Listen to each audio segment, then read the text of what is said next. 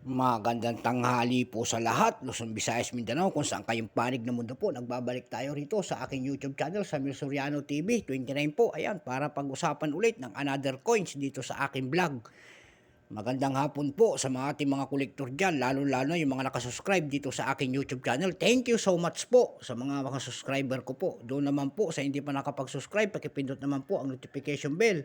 Subscribe po para ma-update po kayo sa mga latest ko pang gagawin mga video po about coins, ang lahat ng aking nas dito sa aking YouTube channel po. Dahil tayo, hilig natin ang pangulikta ng coins, kolektor ho tayo, so ito ang ating libangan. Ayan po. Magandang tanghali po sa lahat. Mag-usapan natin barya na naman guys, yung ang dito na, yung malaking mintage. Dami mintage kasi nito, doon sa mga dinidiscuss ko pa, iba-ibang year. So, ang dami nating years na ganitong barya. 5 cent po ng United States, Denver Mint na naman po itong akin. Ayan po, laki, Denver Mint. 1986 naman tayo dumako. Kasi yung kanina 1985. Ito naman ay 1986 ang year. Excuse me po.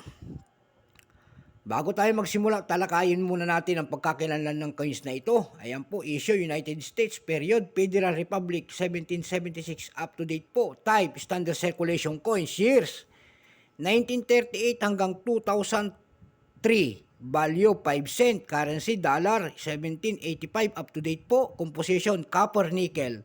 May bigat po itong 5 grams, may haba po itong 21.2 mm, may kapal po itong 1.75 mm. Shape round, syempre. Orientation po, middle alignment. Number M-44 po. Reference number KM-192. Ayan, ang kanyang pagkakakilanlan. Yung 1986 naman ito na ating hawak ay tatlo pong variety ulit ang inilabas. Ayan po. Tatlong variety po. Philadelphia Denver Mint, yung itong hawak natin, Philadelphia Mint at San Francisco Mint. Ayan. Dako naman tayo kaagad doon sa 1986 Denver Mint, itong hawak natin. 11% po ang kanyang percentage.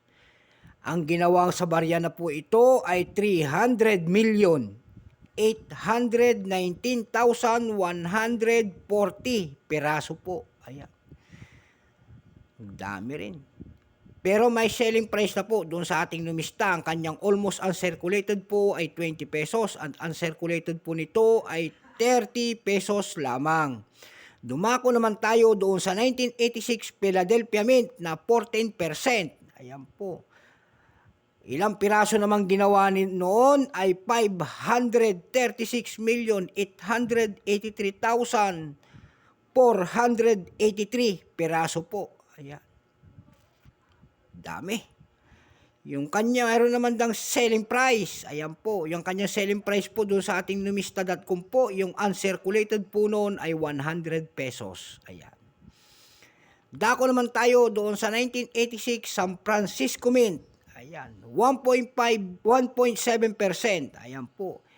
Ang mintage naman noon ay 310,497 peraso lamang. Ayan po. Yung selling price naman noon ay yung uncirculated noon ay 100 pesos din. Ayan, doon sa ating platform. Ayan po, naliwanagan tayo. Jefferson 5 cent, Jefferson Nickels. Ayan, kung tawagin nila ito. Siya po, ang nakalagay dyan ay si Jefferson. Ayan, kaya nga Jefferson Nickels eh. Ayan, siya po si Jefferson. Ayan. Dumako naman tayo doon sa kanyang pandaigdigang presyo po. Doon sa ating ebay.com, may nagbebenta na po nito ng $3.25. Mayroon na rin nagbebenta doon ng $3.47. Ayan po. Doon naman sa pangalawang site na ating pinuntahan, doon sa Carousel PH po, may nagbebenta na nito na 220 pesos per piece. Mayroon na rin 300 pesos doon per piece. Ayan. Kahit maliit, ano na pala to, 150 pataas ang kanyang presyo na kahit tatlong variety. ₱150 na yung pinakamababa ang presyo nito. Ayan po. So hanggang dito na lamang po ang ating vlog, Luzon, Visayas, Mindanao, kung saan kayong panig ng mundo po. Ayan, maraming salamat po sa nanonood dito doon sa aking FB page. At dito sa aking YouTube channel po, lahat ng aking mga subscriber po, thank you so much po sa lahat. Ayan po. Doon naman po sa hindi pa nakapag-subscribe, pakipindot naman po ang ating notification bell, subscribe po para ma-update po kayo doon sa gagawin ko pang latest na mga video ko po.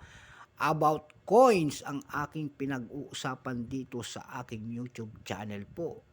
At magandang tanghali po sa lahat ng kolektor, Luzon, Visayas, Mindanao, kung saan kayong panig na mundo po. Bye-bye po, keep safe po sa lahat, and God bless.